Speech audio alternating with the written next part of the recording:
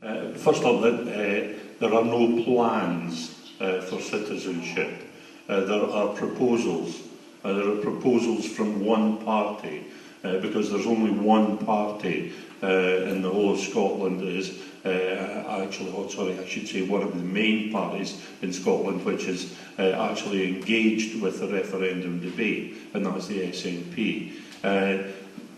The SNP's plan, the proposal I should say, may not be ideal.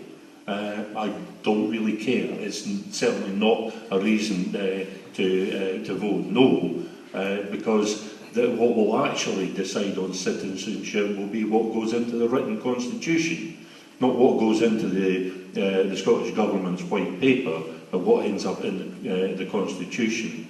And the inclination that I find in Scotland across the board when I'm talking to people is that we want a more open and inclusive society. I do not see independence creating any insuperable barriers to citizenships to anybody that wants to claim it. If somebody can come here from Romania and end up a citizen, then I really don't see where the barriers are.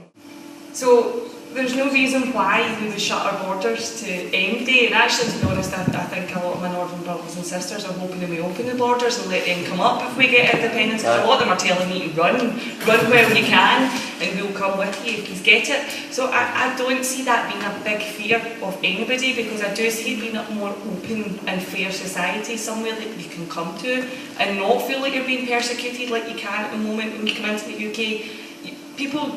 What people see about immigration is people coming into London, and Westminster frighten you with, we are being overpopulated, that's the amount of people are coming over and they're taking all this and they've got nowhere to stay, they've got nowhere to put them, and they're taking homes away from, there is homes to put these people into, just maybe not in London in the centre, but there's plenty of space. And to grow an economy you need people. We need people to work. We need people to build houses. We need people to make sure that those houses are safe. We need people to house our extra schools that we're going to build with the money from Trident, and the extra hospitals that it's going to be, that's got the extra nurses and the doctors. Where are all these people going to come from? So we don't have that many people in Scotland that can hopefully grow our economy and make our country better. So I don't see us ever shutting our borders to MD, and I wouldn't let that be a fear, because that is definitely not a fear for me, and it never has been. Scotland is an open and welcoming country. We want people to come here. We want people with skills to come here. We don't want to discriminate against people. And actually Susan was talking about dawn raids and things like that. I don't want to live in a country that's like that. And if you look at some of the things that the Scottish Government have already spoken about, just today they made an announcement about welcoming people that have been affected by the violence in Gaza and have been injured, regardless of what side, if they need specialist treatment, to come into Scotland for treatment.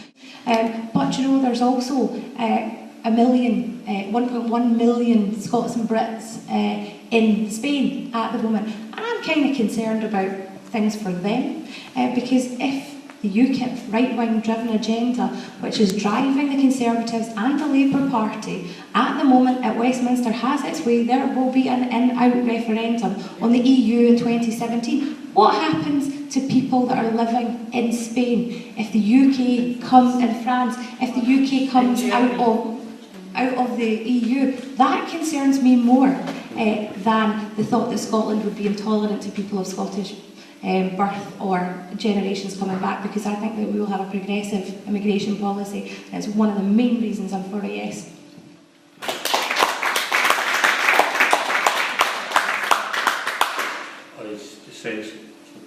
I sense that you're slightly frustrated there. Your question was not about immigration, it was about citizenship. But that's what it was about. I think what you can take from this is that the policy on citizenship is not settled, it cannot be settled until the Constitution is written. What is clear from what's been said here and is being said across the country by the government, by trade unions, by all sorts of political organisations and by most of the political parties, what is clear is that the ethos is there, the ethos of openness and inclusivity. And I think on those grounds alone, you really don't have any cause for concern about citizenship. I've heard the opposite ethos from other speakers sometimes, so including Jim Sillars and the McGarry Radical Independents still at Commonweal last Sunday. I can't comment on things that other people have said which I'm not aware of. All I can tell you is that the ethos that has been in evidence here tonight is the ethos that I find across society wherever I speak to people.